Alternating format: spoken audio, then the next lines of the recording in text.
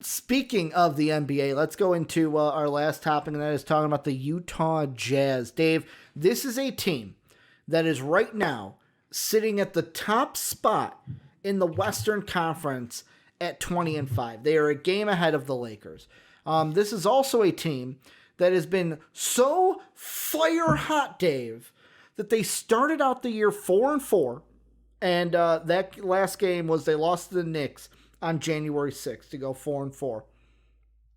Since then, Dave, they have gone 16-1. Their only loss to Denver at Denver. It's their only loss, 128-117.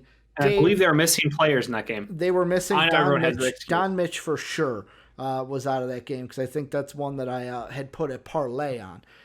Because a couple of these, actually one of the parlays that hit, the $90 one, was a Nuggets Jazz game.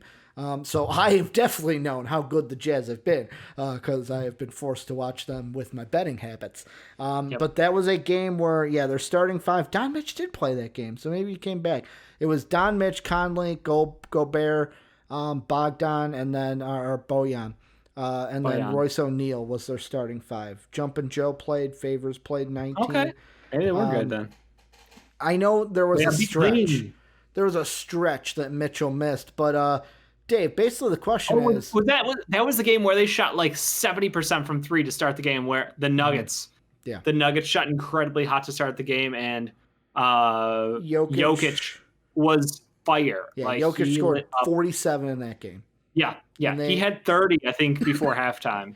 And overall, the Nuggets shot 64% from three to end. Yeah, so. I remember that game now. That game it's like, Will Barton went 5 from 5. I'm not even looking at the fucking scores. I will share my screen. I remember that game now.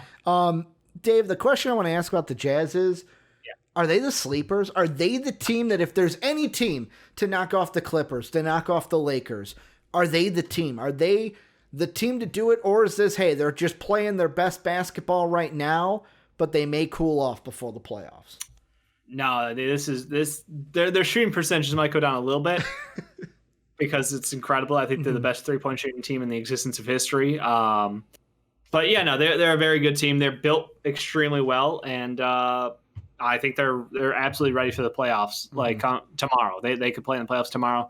This is a team that only got eliminated last playoffs after a deep run, in which they're missing their second best player on the team in Bojan Bogdanovic, who was basically Klay fucking Thompson last year. From a defense and shooting perspective, he was Klay Thompson. So I think people just were not aware of how good this team was and how much it matters to have all of these shooters out there alongside Rudy Gobert. They constructed a team that is they're on the cutting edge of the modern NBA.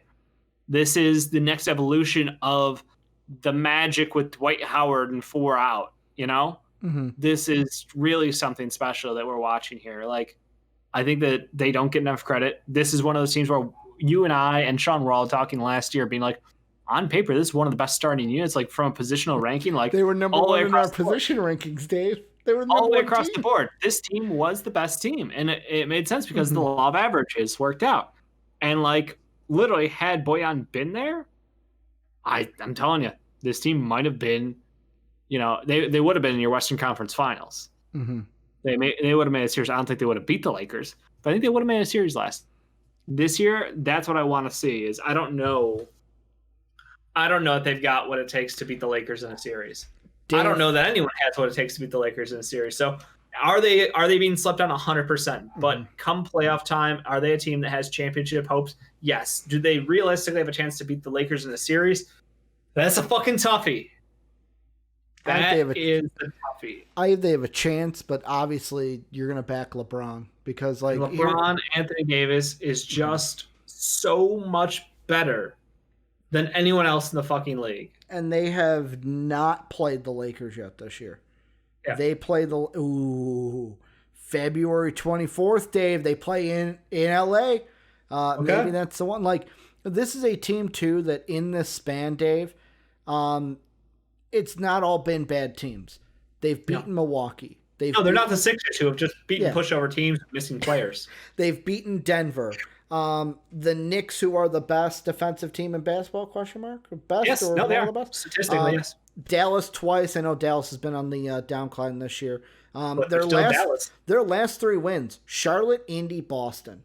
Yeah. Charlotte, Indy, Boston. I know Boston, that one. Jaylen Brown in a good performance. Jason Tatum, not so much.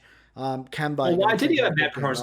Could it be because of the elite wing defense of this fucking team? Could be. They have Mike Conley, who is a Raptor god, who is literally advanced metrics, advanced stats. Yeah. Fucking love this guy. Boyan, Royce O'Neal, who play amazing wing defense, have been wet from 3. Joe Ingles, the ultimate glue guy in the fucking universe. Jordan Clarkson, the 6th man of the year, perhaps. And Rudy goddamn Gobert, the guy who gets no fucking respect for being what should be the 4th time best defender NBA in the league, player of the year for defense. Like, he is the defensive player of the year 4 times in a row. Yeah, best defender in the league. Like, you can shut down the entire NBA, Dave. No question. And people are like, what about the playoffs? We'll fucking see in the playoffs. We will see. Here's the other thing. The only loss they've had in this stretch, like you said, the other team needed a performance that is like stratosphere. Yeah. Like, who's shooting 64% from 3? Yeah. Will Barton? When's he going 5 for 5 for 3? Never. Like, fucking never. That's why the over-under on his threes is always like 1.5. Exactly. Thank you. I mean, coming up, they have Milwaukee on Friday, Miami, Philly, then 2 games against the Clippers, Hornets, Lakers, Miami, Orlando, Pelicans, Sixers. That's how they end the year. There are some games in there. The Miami games, Miami's been playing better. First half of the year. But, first half of the year. Miami, those ones could probably be a split, but they could probably win it. You don't know. Are we getting hot Miami? Right now, they're picking up steam. Orlando, New Orleans should be wins with how New Orleans the Jazz have been is playing. One of the hottest teams in the league, Ricky. Good point. Zion Williamson. Are they as hot as the Jazz, though? Zion Williamson, he's a different kind of beast. Yeah. Lonzo Ball is being good, and Brandon Ingram is just classically Brandon. Right, his best player on the team. Top that trade stock for Lonzo. He might be helping that trade stock, but I don't know whether they would trade him at this point. But yeah. Yeah. I'm just saying, like, I don't think that team is a pushover. I think they've been playing very well. So I think that one's a toss up. I think the Heat are a toss up. Who's the other team? So you got Milwaukee, who the Jazz have already beat. Yeah, Chris Middleton, who's been playing, Mr. 50, 40, 90 for like the 3rd year in a row. But now he's added facilitation to his game. I don't know if you've seen the way they've changed their offense to have him be more of a point forward. It's very interesting and very effective. Last time the Jazz played Milwaukee, it took a 131-118 to get the job done for the Jazz. That was in Milwaukee. This one will be in Utah. They've got 2 against Philly, 2 against the Clippers, and then I'm telling you, fucking Hornets, Lakers, like, there are going to be some good games for the Jazz. This is where, like, the Jazz have been hot. You've been flying under the radar. You're no longer under the radar. You got to end this. You got to end this thing strong. I think they can do it. It's just going to be great games. I agree. The Clipper games, the Laker games. Also, Dave, I got to ask you about the newest news. Did you hear the news about the All-Star game? No. They're going to have the dunk contest at halftime, Dave. During halftime, they're going to have a dunk contest. I don't know how to make that.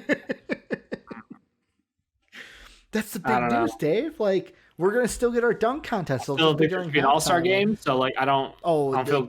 The NBA, there is an All-Star game in March. I know, but I'm an objector. Like, I know. I don't think there should be an All-Star game either. Dude, what if LeBron said, "Nah, I ain't going"?